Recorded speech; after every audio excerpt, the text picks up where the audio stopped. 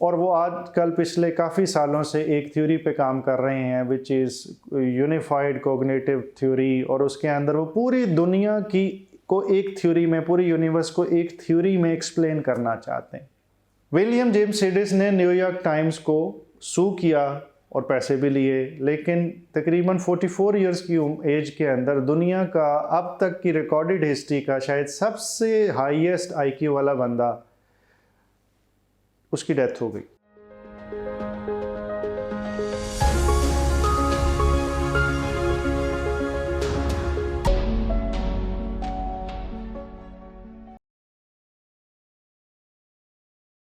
बिस्मिल्लाहिर्रहमानिर्रहीम। दुनिया में आईक्यू से कहीं ज़्यादा एक और ताकत ऐसी है जो ये फ़ैसला करती है कि आप दुनिया में कैसे परफॉर्म कर सकेंगे। जी, अल्लाह ताला बिल्कुल हैं, लेकिन अहलियत के लिहाज से एक ऐसी ताकत है जो आपके अंदर और इंसानों के अंदर मौजूद हो तो वो आईक्यू से कहीं ज़्यादा इस चीज़ का फ़ैसला करने में कामयाब होती है कि आप कितने मशहूर होंगे, अपने शोबे में कितने कामयाब होंगे या आप बेनाम होंगे।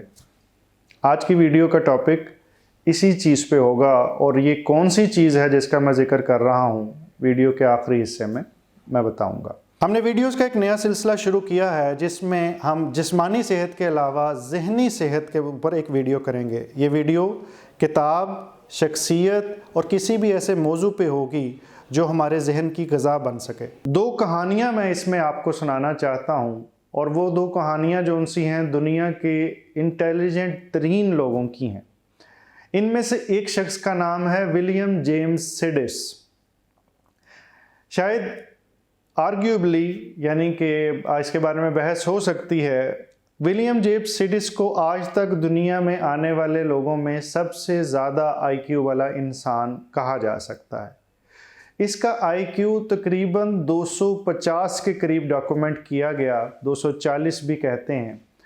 अगर आपने इसको रेफरेंस के तौर पे यूज़ करना है तो इन जनरल आम लोगों का आईक्यू 100 होता है और इसका आईक्यू 250 था, और 240 कर लीजिए चाहे, ये मुख्तलिफ रेफरेंसेस हैं। और इसके बारे में अगर मैं आइंस्टाइन का आईक्यू आपको बताऊं तो आइंस्टाइन के आईक्यू 160 से 190 के दरमियान बताया जाता है। अब इससे अंदाज़ा कीजिए कि ये क्या चीज़ होगी। इसकी कहानी विलियम जेम्स सिडिस की ये है कि ये बचपन में बहुत जल्दी बोलना शुरू कर गया। अब मैंने आपको आइंस्टाइन की भी कहानी सुनाई थी और आपको याद होगा वो लेट बोला था, तो इस वजह से किसी ने कितना इंटेलिजेंट होना है इसके शायद इस चीज़ से बहुत ज़्यादा ताल्लुक़ नहीं है कि वो कितनी जल्दी या कितनी लेट बोलता। दोनों सूरतों के अंदर आप बहुत ज़्यादा इंटेलिजेंट हो सकते हैं।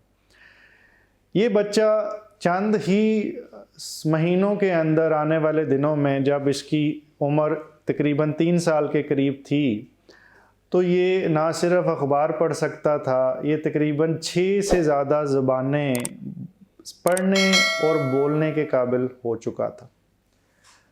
और मौसूफ ने तकरीबन 7 साल से 8 साल की उम्र के अंदर अपनी एक ज़ुबान बना डाली जिसको वैनगार्ड के नाम से जाना जाता है, और जिसके बारे में उन्होंने कोई किताब भी लिखी, लेकिन वो किताब मैं अभी तक ढूंढ नहीं पाया।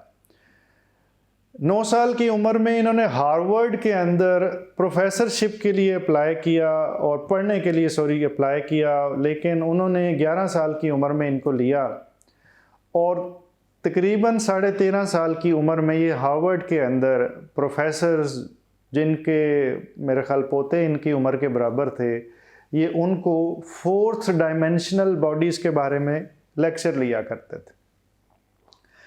अब 4th डायमेंशनल बॉडीज़ क्या हैं ये तो चलें बड़ी दूर की बात, लेकिन जो छोटी छोटी उसके बचपन की कहानियां हैं वो इतनी हैरानकुन हैं कि कोई बच्चा इतनी छोटी उम्र में इतना इंटेलिजेंट कैसे हो सकता। बहरहाल उन्होंने एक डिग्री ली और उसके बाद उन्होंने टीचिंग के शोबे से रहे। उनके वालिदैन ने उसको चाइल्ड प्रोडिजी के तौर पे इंट्रोड्यूस किया, उसकी मीडिया अपीयरेंसेस हुई, बहुत कुछ हुआ, उन्होंने किताबें भी कई लिखी, लेकिन उसके बाद वो फिर आम लाइन से हट गए। और वो उनका जब वो फ़र्ज़ करें कि शोहरत की इस सारी चीज़ों से हट के अलहदा किसी वीराने में जाके बसना चाहते थे, तो उन्होंने अपने किसी करीबी को ये भी बताया कि मैं परफेक्ट लाइफ गुजारना चाहता हूँ और उसके अंदर ये सारी जो सी शोहरत है, लोगों के सामने आना, बात करना, ये ज़रूरी नहीं है। इसके बाद कहा जाता है कि उन्होंने बेनाम होकर कई ऐसी किताबें लिखी जो बहुत ज़्यादा इंटेलिजेंस की बाइस हैं, लेकिन वो इमोशनली थोड़े से डिस्टर्ब थे और उसकी वजह से वो थोड़े एंटी सोशल और इंट्रोवर्ट हो गए थे और वो लोगों के साथ इंटरेक्ट नहीं करना चाहते।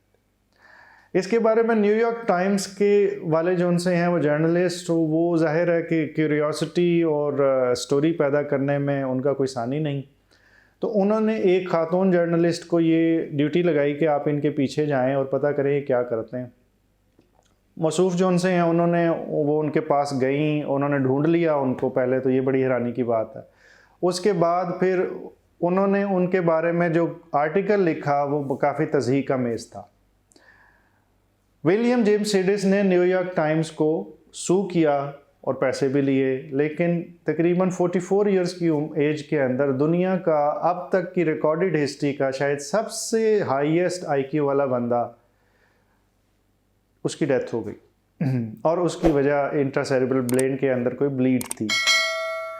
अब आइंस्टाइन से तकरीबन 70 पॉइंट्स ऊपर आईक्यू का इंसान दुनिया से होके चला गया और शायद आज पहली दफ़ा बहुत सारे लोगों ने इसका नाम सुना होगा, लेकिन आइंस्टाइन का नाम सबने सुना है। और आइंस्टाइन और इनके अंदर जिस चीज़ का फ़र्क है वही वो ताकत है जिसकी बुनियाद पे आइंस्टाइन और विलियम जेम्स सिडिस या शोहरत की इंतहा या कंट्रीब्यूशन की इंतहा या साइंस के शोबे में या अपने शोबे में कुछ कमाल कर देना या कुछ ना कर सकने का फ़र्क है। इस चीज़ का जिक्र करने से पहले मैं दूसरी एग्जांपल देना चाहता हूँ जो अभी भी ज़िंदा हैं। उनका नाम है क्रिस लैंगन।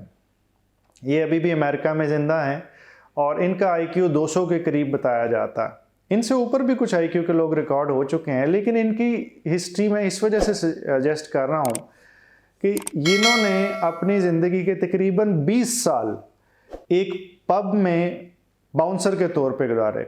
यानी कि वो एरिया जहाँ पे अमेरिका के अंदर या यूरोप के अंदर भी जहाँ पे कुछ शाम को लोग आते हैं, डांस करते हैं और कुछ अल्कोहल भी इस्तेमाल होती है और फिर वो लड़ाइयाँ होती हैं। जब अल्कोहल पी लेते हैं उसके बाद फिर होश तो रहती नहीं। जब गुस्सा होता है, कोई एक की गर्लफ्रेंड दूसरा बंदा छेड़ देता है, फिर उसके बाद पंच शुरू हो जाते हैं।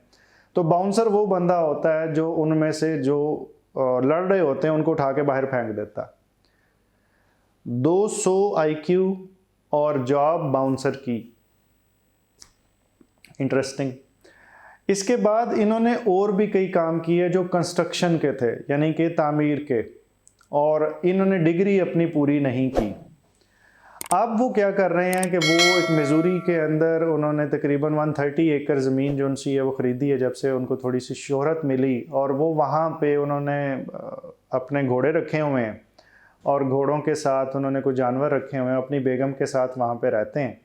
और वो आजकल पिछले काफ़ी सालों से एक थ्योरी पे काम कर रहे हैं which is unified cognitive theory, और उसके अंदर वो पूरी दुनिया की को एक थ्योरी में, पूरी यूनिवर्स को एक थ्योरी में एक्सप्लेन करना चाहते हैं। ये वही तकरीबन थ्योरी है जो आइंस्टाइन ने अपनी ज़िंदगी के आखिरी 30 साल लगाए, और वो आखिरी 30 साल को मैंने वीडियो में जैसे बताया था कि वो मेरे अंदाजे के मुताबिक उतने प्रोडक्टिव नहीं थे, क्योंकि शायद सारी चीज़ों को जब एक्सप्लेन करने की कोशिश करी तो आइंस्टाइन ने अपना वो गुर खो दिया जिसको वो फोकस कहते हैं, कि वो किसी एक चीज़ पे फोकस करता था, किसी एक मसले पे फोकस करता था और कमाल की हद तक उसकी डेप्थ में चला जाता था, और इसी वजह से जो उसने अपना वर्क किया उसको नोबेल प्राइज़ भी मिला। लेकिन दूसरी तरफ अगर उसके आखिरी 30 साल देखे जाएं तो उसने एक थ्योरी पे काम करने की कोशिश की जिसको वो कहता था कि मैं पूरी दुनिया को एक इक्वेशन में एक्सप्लेन करना चाहता हूँ। जो हमने पिछले दोनों लोगों का जिक्र किया जो बहुत इंटेलिजेंट थे, उनमें भी शायद यही गलती थी कि उन्होंने अपनी ताकत को किसी एक इशू पे मरकूज़ नहीं किया। उन्होंने कभी भी कोई एक मसला लेके उसके अंदर उसको डाइसेक्ट करके कुछ कंट्रीब्यूट नहीं किया, कुछ डिस्कवर नहीं किया जो आने वाले इंसानियत के लिए हमेशा के लिए एक टूल बन सके। जैसे कि रोशनी, photo electric effect, Brownian movements के अंदर, और इसके अलावा क्वांटम मैकेनिक्स की बेस जो उनसी रखी वो आइंस्टाइन ने उस दौर में रखी जब वो एक इशू पे फोकस कर सकता था। जब उसने भी आदत छोड़ दी तो उसके 30 साल उतने प्रोडक्टिव नहीं रहे। इसी तरह विलियम जेम्स सिडिस या क्रिस लैंगन, शायद कई लोग मिला लें तो उनका आईक्यू इकट्ठा नहीं होता। और फ़र्ज़ करें कि अगर मैं आईक्यू के लिहाज से देखूं तो 10 मिलियन में से एक चांस है कि किसी का इतना आईक्यू हो, लेकिन आप इन दोनों का नाम ही नहीं जानते। और आइंस्टाइन से ये कहीं ज़्यादा ज़हीन सो कॉल्ड आईक्यू के पॉइंट ऑफ व्यू से हैं। आईक्यू टेस्ट टोटली जहानत को मापता है नहीं मापता, एक सेपरेट इशू है, लेकिन इस चीज़ पे गौर कीजिए, आप दुनिया के ज़हीन तरीन इंसान भी हैं, लेकिन आपका फोकस स्कैटर्ड है। आप कई चीज़ों पे इकट्ठा फोकस करने की कोशिश करते हैं तो आप जैक ऑफ ऑल तो बन जाते हैं, आप मास्टर ऑफ वन नहीं बनते। और फिर आपको अपने परदादा का नाम तो शायद ना याद हो या उनसे बड़े एक दादा का नाम, लेकिन आपको आइंस्टाइन का नाम याद है, इस वजह से कि उसने अपनी जहानत को मरकूज़ किया था। बिल्कुल उस मुहद्दब बदसे की तरह जो धूप में रखा जाए और कागज़ नीचे रखा जाए तो कागज़ जल जाता है। उसमें कागज़ या मुहद्दब बदसे का कोई प्रॉब्लम नहीं है। मतलब ये है कि उसको एक जगह पे फोकस एनर्जी मिलती है और वो एनर्जी इतनी ताकतवर होती है कि आग लगा देती। अल्लाह ताला आपको मुकम्मल ज़िंदगी दे और दूसरों की ज़िंदगी मुकम्मल करने का शर्फ़ अता करे। शुक्रिया।